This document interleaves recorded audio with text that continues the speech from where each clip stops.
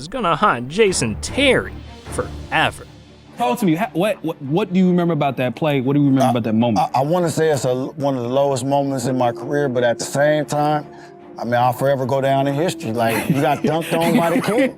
It was a fast break, but what happened was I was coming down, I turned the ball over. Okay. So it's just instinct for me when you turn it over, I gotta get it back. So I'm chasing it. I mean, I might have chased their whole team and the coach, trying to get the ball back. I got Chalmers coming at me and then LeBron's coming down the middle. Chase Chalmers, turned back around and he was already in the air, like in slow motion. If what made me jump is what I'm trying to figure out, like, hit the ground, man, and I didn't hop up quick. I laid there for a minute.